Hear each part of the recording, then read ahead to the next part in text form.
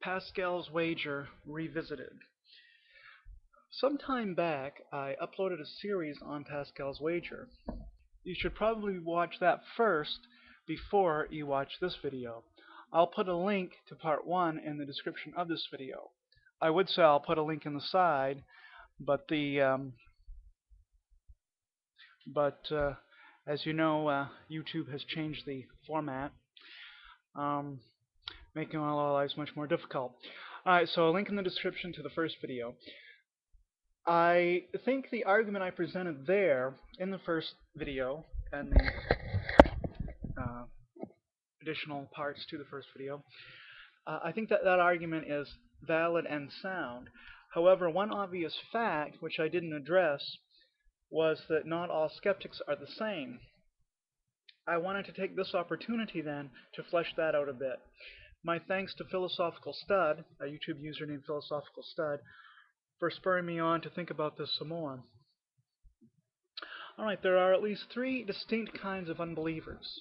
Atheists are the first kind, soft agnostics are the second kind, and hard agnostics are the third kind. Each will react differently to a generic Pascalian wager. Before we get to the specifics, let's get our terminology down.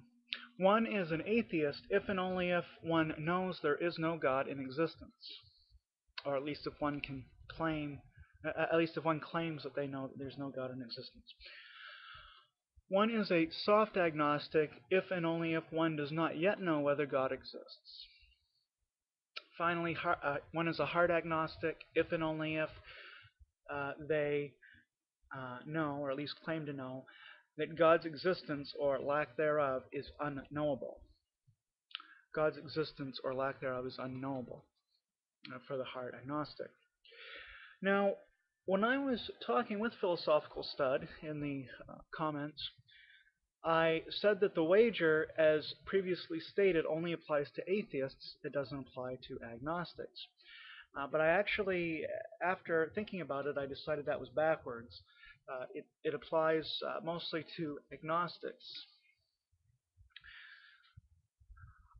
So, premise 1.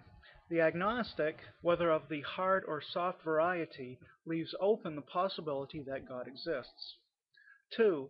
If it is even possible for the agnostic that God exists, then Pascal's wager should be taken up by them. And the conclusion number 3, by modus ponens, the agnostic should take Pascal's wager. So that covers the hard and soft agnosticism, and next I turn to atheism. No atheist worthy of the term can even entertain the possibility of there being a deity. You might think this makes him totally immune from the wager, but not so fast. The wager appeals to the wisdom of the wise. Is it wise to be atheistic? I do not think so, and I'll explain why in 2 arguments.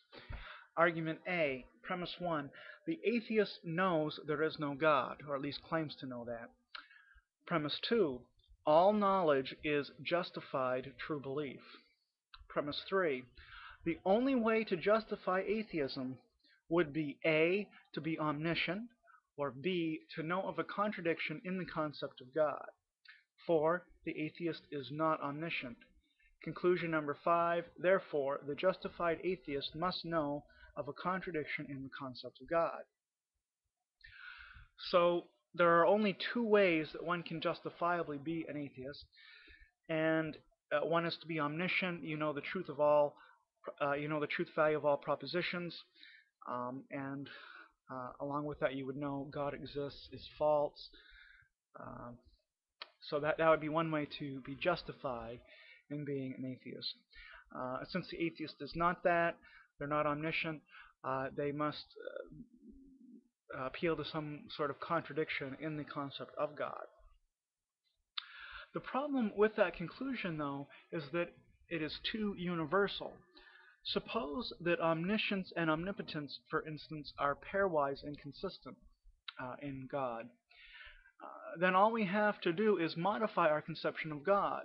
He could be all-powerful, but only slightly smarter than human beings, for example. That would be one way to modify our concept of God. We can modify as many of the divine attributes as we need to make them all pairwise consistent. It seems then that there is no justification for atheism with respect to all possible sorts of deities. In other words, atheism is unjustifiable. Now on to the second argument, argument B. Premise 1, it is unwise to hold to an unjustifiable position.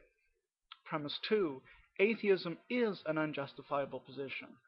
The conclusion, number 3, therefore it is unwise to be an atheist. The wise atheist then shall convert to agnosticism. Remember, it is the wise person that is invited to consider Pascal's wager. And this brings us back to the original argument of this video. The argument for the agnostic to take Pascal up on his wager. We see then that all three sorts of unbelievers should take Pascal up on his wager. That is, atheists and agnostics, if they are wise, will live as though there is a God.